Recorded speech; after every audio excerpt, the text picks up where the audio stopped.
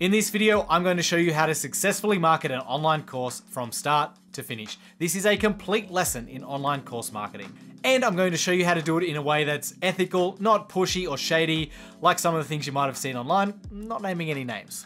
I've had the privilege of working with some of the most successful online course creators out there, including Teachable, Jay Shetty, Susie Moore, Melissa Griffin, Caitlin Batcher, and many more, helping them with their Facebook ads and also their online course marketing strategy. And what I'm going to show you in this video are the core principles and strategies that people and companies like them use to sell online courses really successfully. So let's get straight into it. The first thing to understand is what people actually need before they'll be willing to buy from you. And there are 4 key things. The first thing is they need to actually know they have a problem and be looking for a solution for it. Sounds kind of obvious, but there's no point targeting your marketing towards people who don't even know that the problem you're trying to solve exists or that they're suffering from it, and therefore are not looking for a solution for it. The second thing is they need to see you as an expert in the field. They need to see you as somebody who is actually able to solve their problem. The third thing is they need to trust you. So not only do they need to see you as an expert, but they need to trust you. There needs to be a relationship there where they see you as somebody they would be happy to actually give money to in exchange for a solution to their problem. And fourth, they need to see that you have the solution that they need to solve their problem right now. That's essentially your offer or your course. They need to understand that that is exactly what they need to solve the big problem that they're experiencing right now. Now, then once you establish those things and they know that you've got the solution, they're probably going to have some objections and you're going to need to overcome those objections. So objections are reasons why they aren't willing to buy your course right away. It could be something like they're not sure if they're at the right stage in business just yet to apply the materials and get the most value out of your course, or it could be a myriad of other reasons depending on your audience and your course. Now, you need to be able to overcome those objections, and the sale is right over that hill. Now, the reason I'm telling you this is because people need to go through that entire journey before they're going to be willing to hand over their credit card and buy your course. And that's where so many people go wrong. They build a great course, they build out a sales page, they put it up on their website, and then they start sending people there from social media, from their email list, and wherever they can. But after a while, nobody buys. And they wonder why. And it's because you can't simply take strangers or people who barely know you, send them to a sales page and ask them to give you money. They need to go on this journey of establishing you as the expert, building trust, building that relationship, and then pitching them with your product or service before they're actually ever going to give you a cent. And by shortcutting that process, you end up with a course that sits there gathering dust because no one's buying it. Now, the great news is you can automate this journey, okay? And that is what I'm going to show you now. We call this automated sales process a sales funnel or a sales process. Now, there are lots of different types of sales funnels out there, but all of them contain the same core steps. Essentially, at step number 1, you're going to take a new lead and collect their email address. After that, you'll follow up with more valuable content, insights, and continue to build that trust and relationship. Next, you'll pitch your offer for your online course or coaching, and then finally you address those key objections. So what I'm going to do right now is share my 2 favorite types of sales funnels for marketing online courses. One of them is great for more expensive courses like $500 and up, and the other one works really well for courses that are priced below $500. Now, the reason we use different sales funnels for different price points is because more expensive online courses obviously take more nurturing, and it takes more to build enough trust in order for somebody to buy a course that's, let's say, $1,000. Compared to a lower value course, like let's say $50, you don't need to go through as much trust building in order to convince somebody that they should buy your $50 course. You can think about it the same way as what it takes for somebody to buy a car for $40,000 versus the decision-making process when they get to the checkout at the supermarket and they buy that $2 chocolate bar. The decision-making process and the level of thought that goes into that is obviously much less. All right, let's get into the first method, and that is the webinar. So this is essentially an online video training where you pitch your product at the end. So what you do is you create either a live training or a recorded video training that's about an hour long, where you go through and actually give value and solve a small problem that your audience have. At the end of that training, which is about 45 minutes, you spend about 15 minutes pitching your online course or your coaching program. And now the key here is you're teaching on a topic that is something that your audience really wants to learn about. And during that process, you're solving a small problem that your audience has that is also related to the big problem that your course is going to solve. Because you want to draw people in who are going to be interested in your online course and they need to solve that problem that your course solves, but you don't want to solve it in the online training because then they're not going to want to buy your course. So you want to help them in the training, you want to solve a small problem, and then you want to be able to lead into a pitch to sell them into your online course at the end. Now, there are lots of different ways to structure a webinar, and I could literally do an hour-long YouTube video on how to create a great webinar. So I can't do all of that in this video, but if you do some searching around, you will see some great resources on how to create a webinar in terms of the slides and the structure and all of that good stuff. Now, to actually set this up, I use a tool called Easy Webinar, which allows you to host the live or the evergreen webinars, meaning the pre-recorded webinars. And this tool allows you to set up every aspect of your webinar, makes it really easy. And I'll include a link to that in the description below if you want to check it out. Now, once you've created your webinar, you need to then create a web page or a landing page that allows people to sign up for it. So people go to the landing page, they enter their name and email, and they register for your live or your recorded webinar. Once they sign up, they'll be able to attend, watch the training, and they will see your pitch at the end. So now you're going to be collecting email addresses when people sign up for your free webinar, which is the first step in our sales funnel. On the webinar, you're going to be teaching them some really valuable information, which is going to position you as the go-to expert or authority in your space, and it's also going to be establishing that trust. And the beauty of video is that seeing you on camera actually helps establish that trust much faster than, let's say, email only. And when you pitch on the webinar, you're explaining to them why your solution is something they need right now, and you can also address those common objections right there on the webinar as well. So you can see, by using a webinar, we can actually fit all of those things we mentioned at the start of the video into the space of 1 hour. So we can compress that journey down into the space of just 1 hour. But it doesn't end there. After the webinar, you'll actually want to send a series of emails out in order to continue this journey.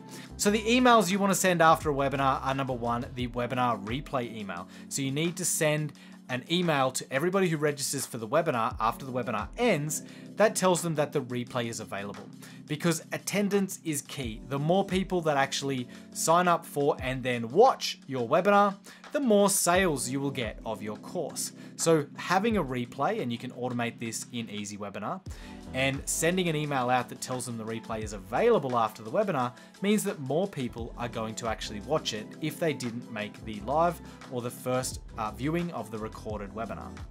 In email number 2, which you would send the next day, you want to paint a picture of what life is going to look like if they don't solve their problem right away. So paint that picture of what things are going to look like if they continue on as they are without bothering to solve the problem. At the end of that email, you're going to reiterate your offer and your course.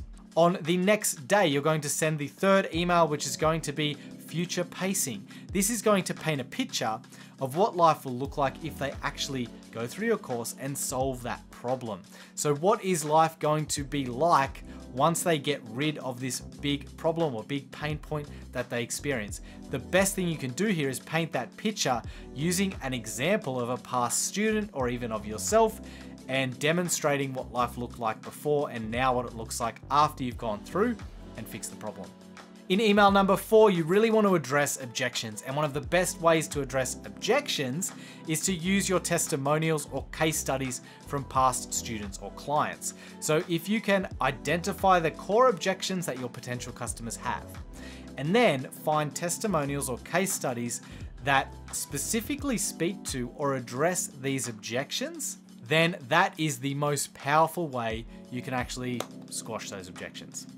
Email number 5, FAQs, so frequently asked questions. I like to send out an email that addresses most of the questions that people have around the course, like how long will I have access for? Do I have direct access to you? And all of those things that people like to ask before they join. It's surprising how often one simple question can hold people back from jumping in and joining the course. And if you can just answer that one question for them, then boom, you'll get a sale. And finally, I like to send one more email on the last day with just a final notice, again, reiterating the offer, explaining how it's going to help them, what life will look like afterwards, and why they should join. So that is how you market your online course using a webinar sales funnel.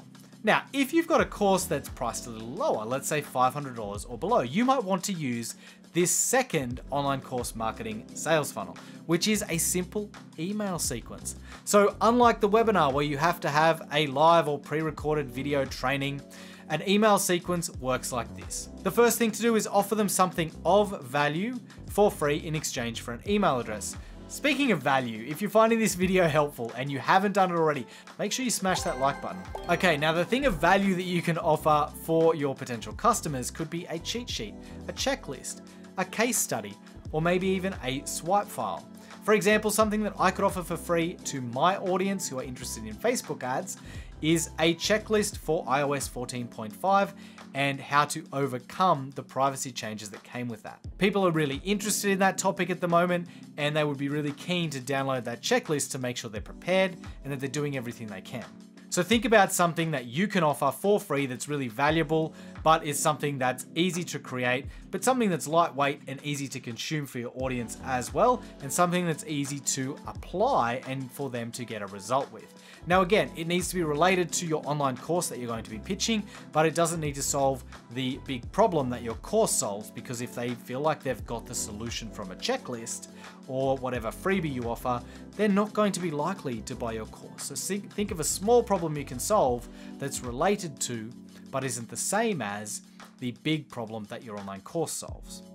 And again, once you've got your freebie, you need to create a landing page where people can enter their name and email to get that free thing delivered to their inbox. So after they enter their name and email address on the landing page, then you're going to add them to your automated email sequence. Now this happens in your email service provider, which is the software that you use to manage your email list and send out your automated email sequences and broadcasts. Personally, I use ActiveCampaign. It's a great tool for this, really powerful, really flexible, and can do absolutely everything you could possibly want in terms of automation. I'll leave a link down in the description below. And what happens is once they enter your automated email sequence, you're going to send out the first email. Now the first email is going to contain a link to the thing that you promised. So it's really important that you deliver on that. But it's also going to expand on that, continue to give a little bit of value, and then leave a cliffhanger at the end, telling them that you've got even more coming for them tomorrow. Then the next day, you're going to send email number 2. In email number 2, you want to agitate the problem. You want to continue to educate them and explain why it's really important for them to solve that problem now. So let's go back to my example where I said I could provide a checklist on how to prepare for the iOS 14 privacy changes with Facebook ads. Now, in this second email, I could go into more detail, explaining that if you're not prepared for these changes, you're not going to be giving as much data to Facebook, and Facebook uses that data to optimize your ads and improve your ads performance. So less data is going to mean poor ad performance, and that's why it's really important to solve this problem. And then I could also talk about how without complete data, you can't make good decisions with your Facebook ads, and so you really need to solve this problem right now. Then the next day, I would send the third email, and in this email, it's where you pitch your solution. So in the second email, we agitated the problem a little bit, explain why it's important to solve.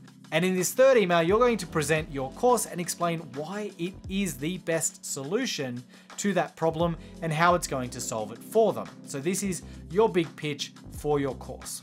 The next day, you're going to send email number 4, and this is going to be the future state email. So this is where I like to paint that picture of what the future looks like after you've solved the problem. So for my example, again, the iOS 14 and the privacy changes, if I had a solution here that just walked them through step by step everything they needed to do to get as much data as possible back to Facebook after these changes, then I could now explain what the future looks like after implementing this. So I could show examples of before and after I implemented what I teach in the course and show what my students did and how it's improved their results. So think about how you can show that future state and what life looks like after people go and implement what's in your online course or coaching program.